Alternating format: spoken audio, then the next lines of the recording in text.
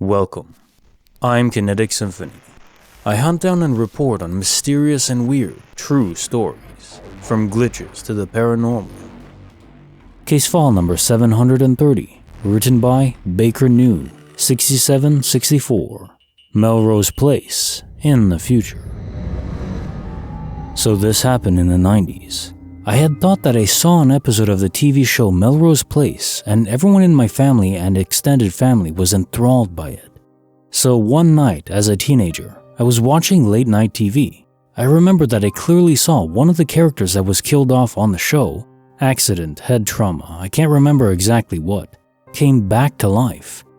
That she had a scar across her head and a wig that had covered it up pretty good. So we are all sitting around the living room watching the next installment of Melrose Place, and I stated out loud that I'd seen the episode before, and Kimberly comes back from the dead and has a massive scar under that wig. Everyone immediately started berating me and making fun of me. "That's one hell of a wig," I replied. "I swear that's what's gonna happen." More insults and laughter ensue. Fine, you'll all see. The TV show hadn't shown that episode yet, but I'd watched it somehow. A few weeks later, we were all doing the same thing, watching the new episode, and sure enough, Kimberly had come back from the dead and had a huge scar under a wig. They all looked at me strangely after that. Case notes for file 730, Melrose Place, in the future. So first, I do think this is a glitch, but it's possible that there's just a simple explanation that the network aired the TV shows out of order. They actually messed up with a show that no one probably knows, little thing called Firefly, where they aired the episodes out of order. And of course this caused a lot of issues and poor ratings because people didn't know what the hell was going on. The show was supposed to start, but they were playing like the 6th episode or something. It was still cool, but obviously doesn't quite compute. So it's possible that's what happened. You just saw an episode that was already recorded and just aired earlier than it should have. Now, assuming this isn't the case, as I discussed before in a different case notes, I view timelines and our choices as a branching path line. So with enough information, it's conceivable that you could have predicted what would happen in the future. And given that these episodes are already recorded well in advance, that data is sort of already there, even in the present moment. You just didn't know it. Somehow it was transmitted into your brain. I don't know how or why, but it is conceivable. Much more than predicting the future years in advance, which is just outstanding. In a nutshell, I view life as a series of dominoes, a lot of dominoes, where you can knock one down and it'll send a ripple wave throughout all the universe, and that's the Big Bang. Everything spawned from there, and physics took over. Gravity slowly knocking down every domino. Thing is, we can choose where there are branching paths. You just remove one domino, and then a different one on the other side will continue along, and the domino chain is so long. And the thing is, we're all taking different choices throughout this pathway.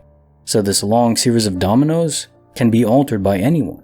We make those choices, somehow separate from the physics of the universe or incorporated in and animated by something beyond it.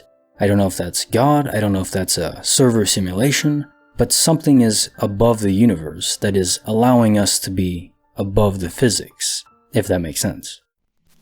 Creepy file number 45. Written by Unpretty Habits. Meatball saved my life. A little backstory leading up to this meeting. I grew up in a shady area and would rarely leave home after 7 or 8 p.m. as it was considered dangerous. Going into high school, I got a pit bull. He was a gentle giant who loved everyone and everything. He had some protection work training before he joined our family. As he was getting older, he retired and I took him home with me. So back to the story. I was at this time 17 female, short, blonde, but very aware of my size. But having a big scary dog, I finally felt safe walking home alone. And on that very night, I had set out to take a longer walk as my dog, let's call him Meatball, really needed to run off some energy. I took him to the woods near my home and we walked along a gravel path that was partly lit. It was around 11 p.m. and quite dark outside. As we walked, I became aware of the fact that there really wasn't anyone else around. We walked for about 10 to 15 minutes before a man turned up behind us. We continued to walk, and I noticed he is taking the same turns as me and Meatball. I speed up, feeling my heart beating in my chest.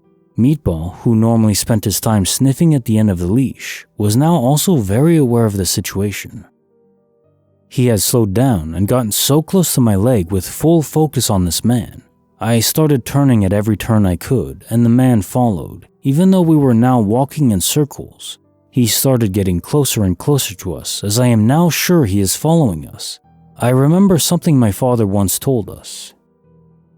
Never let anyone follow you, as you're most vulnerable from behind. If you get in a situation where you can force your stalker to pass you, do.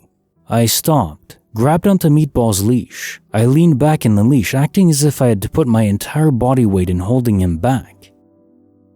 Now, I am aware that at this point in my life, I looked small and weak, but as my father is an old veteran, I could fight before I could walk. And even holding Meatball back was not much of a task, as I was a lot stronger than I looked. Well, I called out, trying to sound as naive as I could, hoping that if I did have to fight, I would surprise him with my strength. Excuse me, my dog really doesn't like people and I can't really hold him back when he lunges. If I step to the side, could you pass us so I have a chance at holding him back? As I say this, Meatball starts barking, growling, and snapping towards the man, who has now stopped. He looks me up and down, stares at Meatball, and turns around, not saying a word. He left quickly, and I called my parents and asked them to meet me, as I now realize he could easily hide anywhere on a walk back. My dad showed up only a few minutes later, baseball bat in hand. Nothing really happened, but after being followed by this man at every turn I took for at least 35 minutes, I know this could have ended really badly if I had not had Meatball or my dad close by. Case file number 731, written by Zach the Logical, The Illusionary Store. When I was 9 or 10, my parents and I were on a very long road trip. I was a sickly child, so we traveled a lot to see specialists around the country. I believe it was in Michigan, where we were driving through a very rural area. Lots of forests, not many people.